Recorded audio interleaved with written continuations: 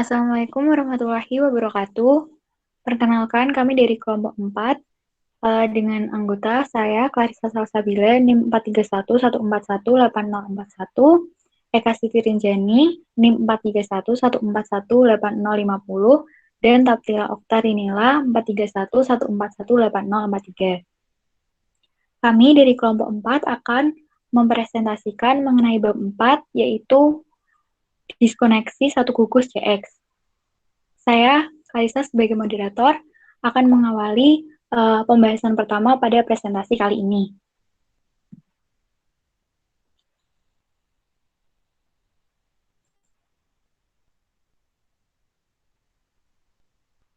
Pada babak sebelumnya, telah dijelaskan mengenai diskoneksi, yang secara singkatnya merupakan kebalikan dari proses sintesis. Nah, pada bab 4 ini akan dibahas mengenai diskoneksi satu gugus CX. Mengapa disebut diskoneksi satu gugus CX?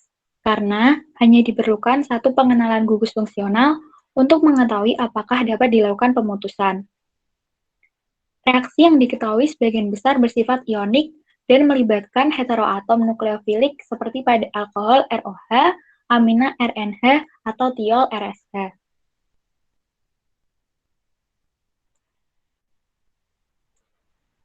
Reaksi yang terjadi merupakan reaksi substitusi.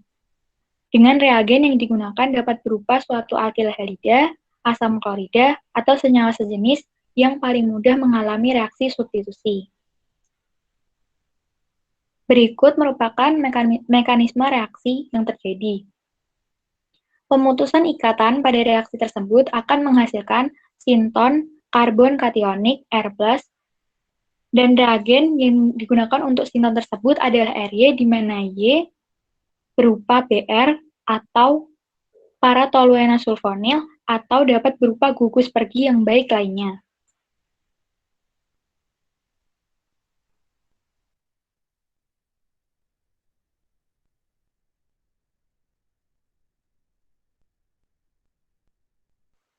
Pembahasan selanjutnya mengenai senyawa turunan karbonil, RCOX.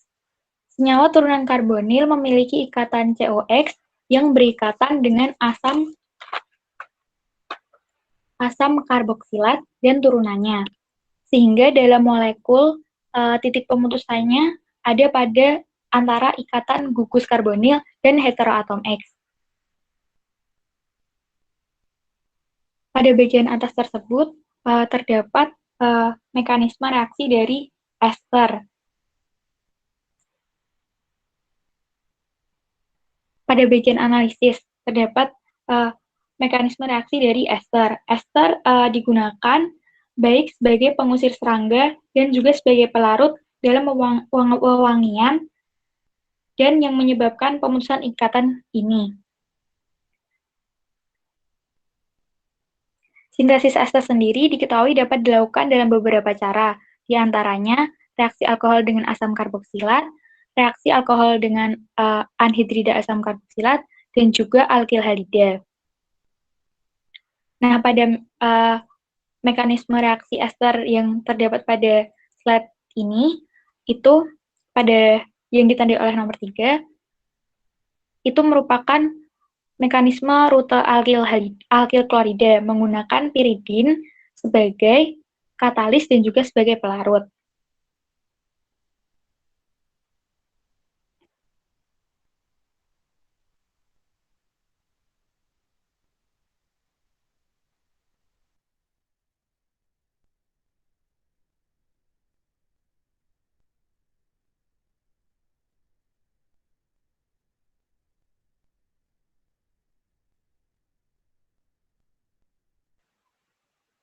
Pada tabel 4.1 merupakan urutan turunan asam paling reaktif yang dari paling reaktif sampai tidak paling reaktif. Urutannya yaitu ada klorida asam, anhidrida asam, ester, dan yang paling tidak reaktif adalah anhidrida. Nah, turunan asam ini mudah diputuskan karena hampir selalu memiliki ikatan antara gugus karbonil dan heteroatom yang dilakukan untuk pemutusan pertama. Hal tersebut tadi dapat terlihat pada slide sebelumnya, yaitu pada bagian atas, di mana nanti di bagian ini CX, apabila CX ini diputus, maka akan menghasilkan ROY dan XH. Ini contoh pertamanya yang tadi sudah dijelaskan, yaitu mengenai sintesis ester. Nah, di sini sendiri menjelaskan, pada tabel 4.1, menjelaskan urutan dari turunan asam yang paling reaktif sampai yang paling tidak reaktif. Nah, asil klorida ini merupakan turunan asam yang paling reaktif karena dapat dibuat dari asamnya sendiri dengan PCl5 atau SOCl2. Nah, contoh yang kedua ini merupakan sintesis propanil, di mana diawali dengan 2 klorobenzen yang diperoleh melalui nitrasi dan reduksi lebih lanjut. Kemudian, 2 klorobenzen ini akan disintesis dengan nitrasi dan hidrogenasi katalitik untuk membentuk propanil. Selanjutnya akan dilanjutkan oleh Saudara Ririn. Baik, terima kasih Clarissa. Selanjutnya saya akan menjelaskan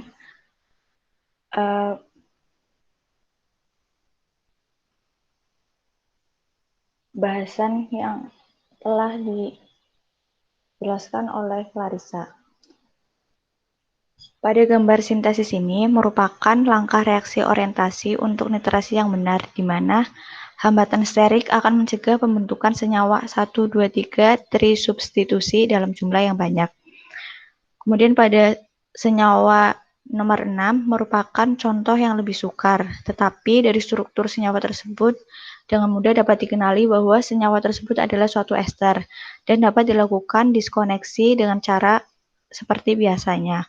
Dari hasil diskoneksi diperoleh senyawa anhidrida ftalat yang pada gambar ditunjukkan pada senyawa nomor 8 sebagai bahan awal dan merupakan turunan asam terbaik. Pada molekul yang nomor 6 ini dibutuhkan untuk resolusi alkohol yang ditunjukkan pada senyawa nomor 7 yang menjadi isomer optik, di mana turunan ini dapat diionisasi dengan senyawa OH yang diperlukan. Next. Selanjutnya yaitu tentang alkohol, eter, alkil halida, dan sulfida. Diskoneksi CX, suatu senyawa alifatik RX akan menghasilkan nukleofilik XH dan suatu spesies karbon elektrofilik. Spesies karbon elektrofilik dapat diperoleh dari senyawa alkil halida, tosilat atau toluena parasulfonat, atau mesilat metanasulfonat. Senyawa-senyawa tersebut semuanya dapat dibuat dari alkohol. Jadi, jika untuk senyawa turunan RX, maka pola diskoneksi yang berlaku ikatan yang diputuskan adalah ikatan antara C dari alkil tersebut dan X. Di sini harus ada letak diskoneksi, di mana filanya nggak harus bergelombang. Nah, di sini menunjukkan bahwasannya diskoneksi terjadi antara C dan X menghasilkan sinton positif R+, dan sinton negatif R-. Jadi di sini ada tanda panah retrosintetik. RX ini mewakili dari satu gugus CX ini didiskoneksi pada ikatan CX. Pada ikatan CX-nya ini akan menghasilkan sinton R+ dan X-, kemudian sintetik ekuivalennya dari X- itu kita tinggal menggandengkan dengan senyawa hidrogen yang kemudian kita akan memperoleh X- dalam bentuk reagen HX, tergantung pada X-nya. Kemudian R+-nya bisa berasal dari RBr, jadi alkyl bromida, karena Br sendiri ini merupakan gugus pergi yang baik. Kemudian bisa berupa tosilat ataupun mesilat. Tosilat ini toluena parasulfonat, sedangkan mesilat ini metanasulfonat. Jadi untuk lebih mudahnya, senyawa turunan RX ini berlaku pada kesenyawaan alkohol, eter, alkil halida, dan sulfida. Jika kita menemukan senyawa tersebut dalam bentuk senyawa dengan satu gugus CX yang mengandung gugus alkohol, eter, alkil halida, atau sulfida itu, dia akan mengikuti pola diskoneksinya seperti yang digambar tersebut. Tinggal kita putuskan ikatan antara C dan X-nya.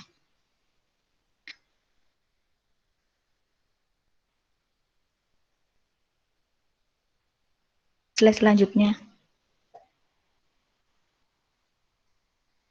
Senyawa-senyawa alifatik turun alkohol di atas dapat diperoleh dengan reaksi substitusi. Kondisi reaksi harus dipilih sedemikian rupa disesuaikan dengan struktur molekul. Turunan metil dan alkyl primer bereaksi dengan mekanisme SN2. Mekanisme ini akan efektif apabila digunakan nukleofil kuat dan pelarut nonpolar.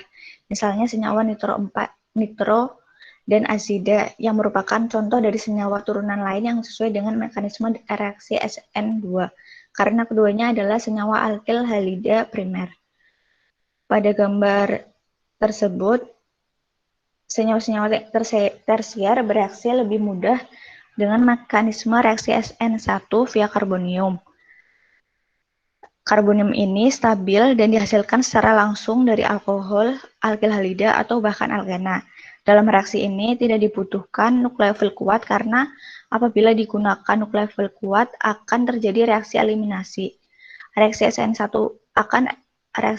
akan efektif apabila digunakan pelarut polar dan katalis, di mana dapat berupa asam atau basa Lewis. Katalis di sini berfungsi untuk membuat OH menjadi gugus pergi atau gugus lepas yang lebih baik. Terima kasih presentasi dari saya kembalikan ke moderator. Baik, terima kasih untuk Saudara Ririn. Selanjutnya akan dijelaskan oleh Taptila.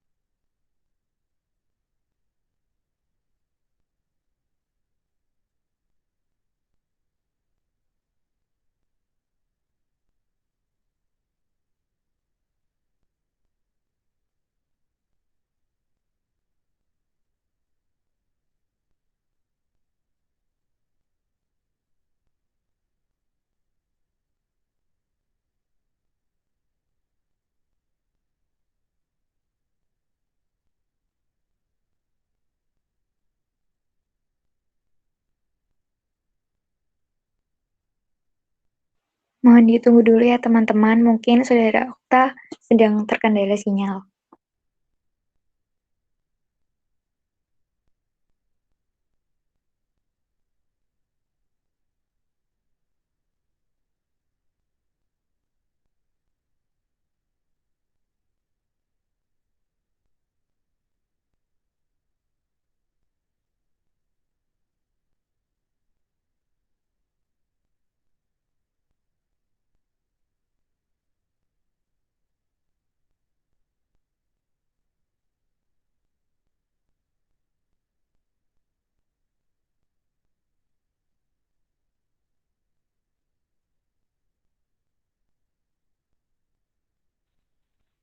Oke, saya Taptila Oktadinila. Di sini saya akan menjelaskan mengenai reaksi dengan melalui karbonium. Jadi, senyawa tersier itu akan lebih mudah bereaksi dengan mekanisme SN1, yakni melalui ion karbonium. Ion karbonium ini dihasilkan langsung dari alkohol, alkyl halida, dan atau alkena. Kemudian, nukleofil yang dapat digunakan untuk reaksi ini adalah nukleofil yang lemah. Selanjutnya, untuk pelarut yang digunakan juga merupakan pelarut yang polar. slide selanjutnya.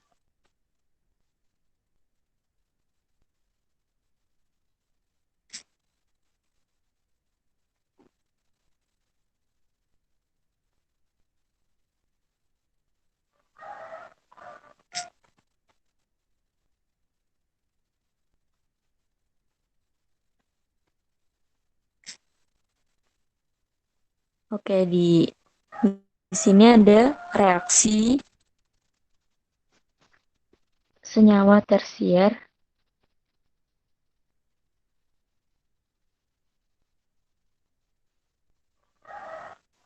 di sini yang membantu berlangsungnya reaksi adalah pelarut polar dan katalis asam atau asam Lewis.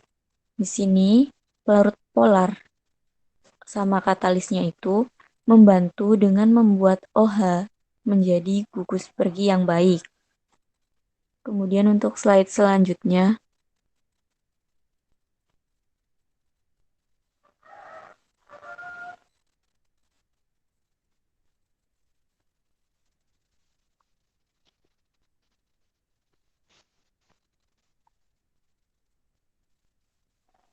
nah di reaksi Friedel-Crafts ini untuk senyawa ini dapat disintesis melalui reaksi Friedel-Crafts dari benzena dan klorida tersier yang berasal dari alkohol. Nah, reagen yang diperlukan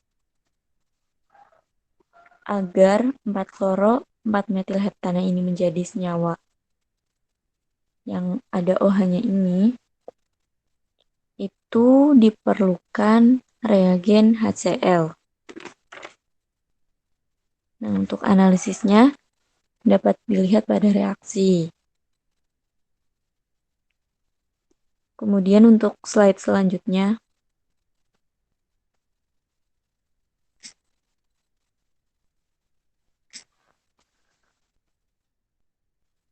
nah untuk turunan alilik dan benzilik sendiri, dia akan bereaksi dengan mekanisme SN1 dan 2.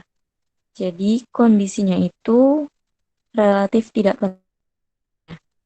Nah, turunan alkilis sekunder itu paling sulit dibuat dan kondisinya harus dibuat lebih keras.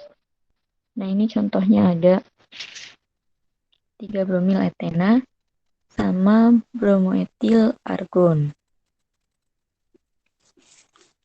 Kemudian untuk kesimpulannya sendiri, interkonvensi merupakan dasar dalam suatu konsep sintesis. Tetapi meski sangat dasar, interkonvensi ini merupakan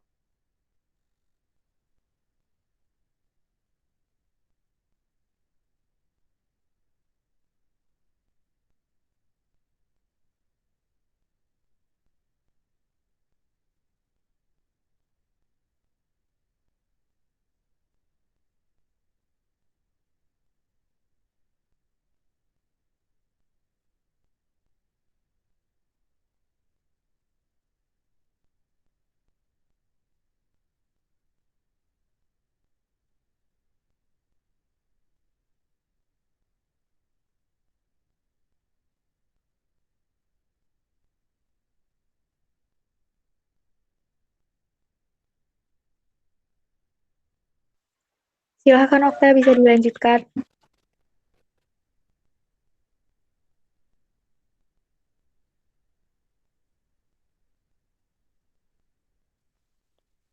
Nah, untuk kesimpulannya sendiri, interkonversi merupakan dasar dalam konsep sintesis.